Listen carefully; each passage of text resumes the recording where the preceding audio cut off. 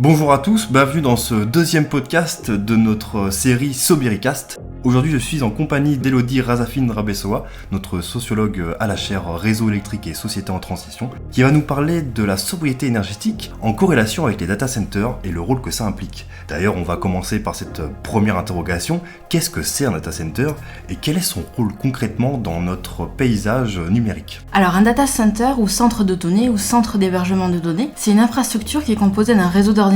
Donc leur rôle, c'est de stocker, d'organiser et d'entreposer de grandes quantités de données, qui sont composées de serveurs, de sous-systèmes de stockage, de commutateurs de réseau, de routeurs, de firewall et aussi d'un système qui permet d'organiser et d'interconnecter tout cet équipement informatique. Les entreprises possédant des bases de données importantes, les entreprises du secteur bancaire ou de l'assurance par exemple, tous les sites internet, les services de cloud computing hébergent leur activité dans des data centers. Donc ça peut être soit des installations privées à usage exclusif ou bien des centres de données administrés par des prestataires qui regroupent alors plusieurs clients. Il faut savoir qu'un data center, ça répond à un cahier de charges très strict pour leur sécurité physique, informatique et aussi pour leur fonctionnement, qui doivent connaître aucune interruption et aucune baisse de performance. Mais si tu viens nous en parler aujourd'hui, c'est que forcément les data centers, bien qu'à première vue on pourrait croire que non, ils polluent.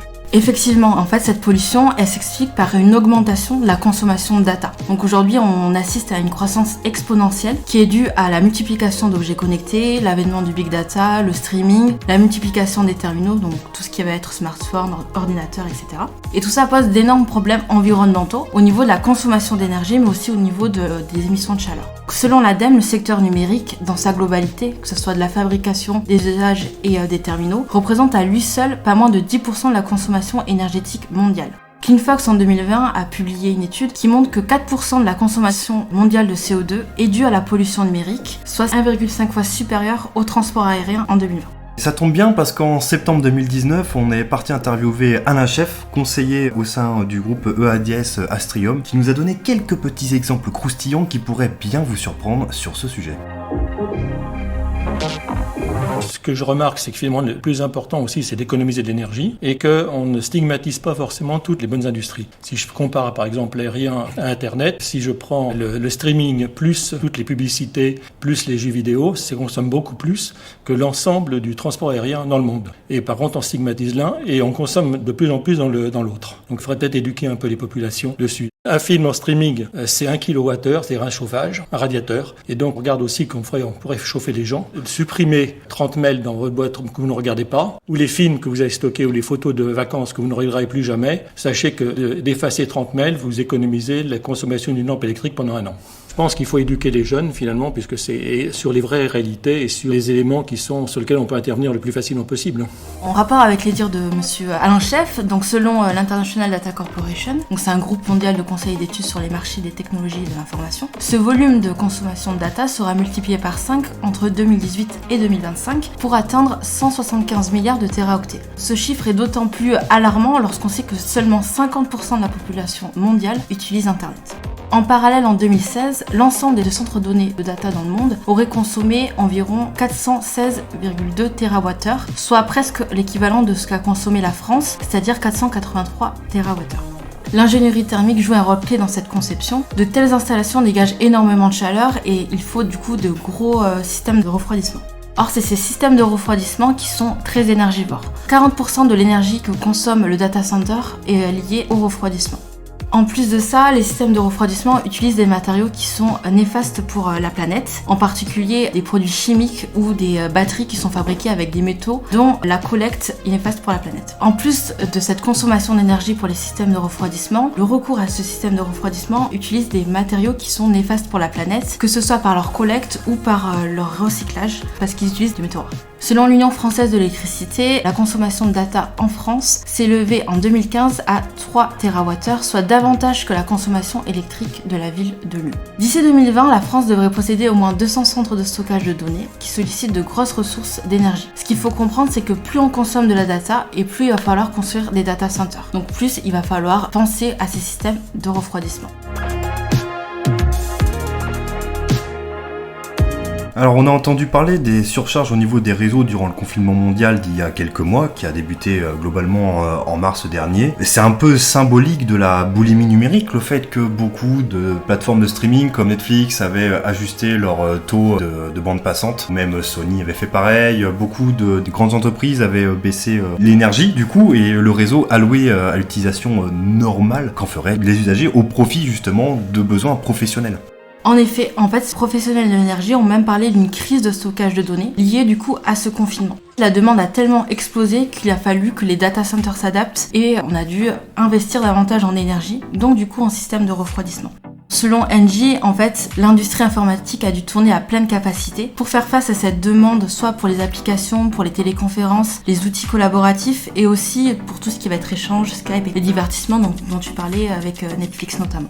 Il y a eu le confinement et on sait aussi qu'à côté, il y a une augmentation mathématique et statistique de la population mondiale et donc, comme tu le disais, un humain sur 2 est connecté à Internet. Forcément, les data centers doivent se développer, doivent grandir. Y a-t-il un équilibre à adopter? Y a-t-il des solutions concrètes pour faire baisser cette consommation à plus ou moins long terme? Les industriels ont réfléchi à des moyens de rendre plus verts ces data centers. D'abord en réfléchissant à d'autres moyens pour refroidir et du coup diminuer la chaleur produite. Le premier, ça va être d'installer ces data centers dans des pays où il fait naturellement froid. Donc on peut prendre l'exemple de Google qui a installé un data center en Finlande. Donc en mai 2019, il l'a installé pour 600 millions de dollars. Et aussi on peut citer l'exemple de Microsoft qui a immergé un data center sous la mer. D'ailleurs ils l'ont remonté il y a 2 semaines et ça a connu un tel succès qu'ils souhaitent renouveler l'expérience plus tard. Mais malheureusement, pour qu'ils soient performants, les data centers doivent être au plus près des usages, donc on peut pas les mettre dans n'importe quel pays. De plus, il y a des législations qui obligent un petit peu les data centers à être sur certains territoires, notamment en Europe avec la RGPD. Une autre solution a été développée par Google également, c'est les systèmes de refroidissement par évaporation ou en mettant des systèmes intelligents d'éclairage. Donc ça, d'après Google, depuis 2014, on assiste à une baisse de 50% de la consommation d'énergie. Une solution qui est davantage utilisée, c'est le free cooling. Donc là, on va utiliser des sources dites gratuites. On va évacuer la chaleur la nuit, on va utiliser l'air extérieur en journée. Là, ça implique de réfléchir à l'architecture des bâtiments et aussi aux contraintes météorologiques régionales où sont implantés les data centers. Un autre moyen pour éviter ce gaspillage d'énergie, ça va être d'utiliser cette chaleur pour réchauffer soit des appartements, des piscines, etc. Donc là, on peut citer l'exemple du norvégien Digiplex qui a promis à Oslo de venir chauffer plus de 5000 appartements. Un exemple local avec Paris Habitat ou Gironde Habitat qui, grâce à cette chaleur, ça permet de chauffer des HLM. En 2014, Facebook a inventé un autre système qui s'appelle Autoscale, qui va permettre de réguler l'activité des data centers en fonction de l'activité des data. Aux heures creuses, on consomme moins, donc du coup, les serveurs vont être moins utilisés, et aux heures pleines, on va consommer plus, donc les data vont être à pleine puissance. Et ce système-là a permis d'économiser entre 10 à 15% d'énergie d'après Facebook.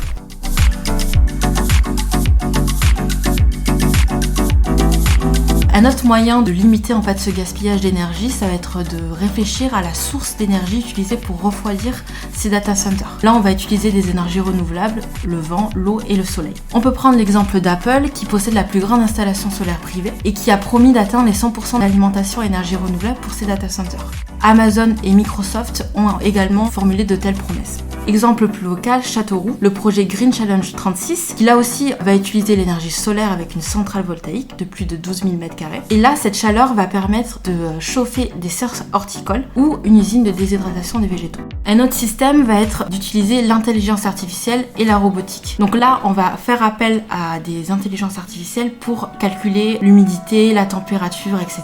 pour permettre une meilleure efficacité énergétique. Donc en fait, on va produire de la data pour réduire la data. Donc Google utilise des réseaux de neurones pour adapter le fonctionnement de ses serveurs. En 2013, c'est IBM qui avait eu recours à un robot, donc le robot aspirateur iRobot Roomba, pour calculer la température et l'humidité et ainsi baisser l'émission de chaleur de ces data centers. Le recours aux énergies renouvelables et la mise en place de systèmes de récupération d'énergie font partie des solutions privilégiées. Cependant, comme le souligne l'ADEME, il existe des verrous économiques dans ce domaine, donc il y a encore beaucoup de chemin à faire pour que les data centers soient complètement sobres énergétiquement. Tu peux nous donner des exemples concrets qui se manifestent dans le quotidien des usagers qu'on pourrait mettre nous en œuvre pour limiter notre propre consommation? Pour limiter la surchauffe, on peut adopter des gestes au quotidien comme limiter le nombre de mails envoyés en utilisant des solutions de type CleanFox qui va venir nettoyer la boîte mail, limiter aussi l'envoi, limiter les pièces jointes, limiter les destinataires, limiter le visionnage en streaming et éviter quand on peut de regarder en HD. Tout ça joue sur la consommation bande passante. Si on prend un exemple de Facebook, chaque photo que l'on poste sur un mur, c'est 3 à 4 ampoules basse consommation allumées pendant 1 heure. À ça s'ajoute l'alimentation des serveurs de stockage. Donc ça coûte énormément en énergie. Donc multiplié par tous les nombres de réseaux sociaux et les milliers de publications chaque jour, vous imaginez le coût écologique.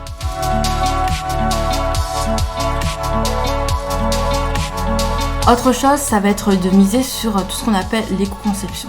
Avant, la mémoire était limitée, donc les développeurs étaient dans une démarche frugale en limitant en fait les lignes de code pour les logiciels ou les sites internet. Aujourd'hui, on assiste à une inflation des lignes de code, si bien qu'on a inventé un nouveau mot qui est obésiciel. Ça va être des logiciels en surpoids. Il faut savoir que plus il y a de lignes de code, et plus on va consommer de la bande passante, et plus on va être énergivore.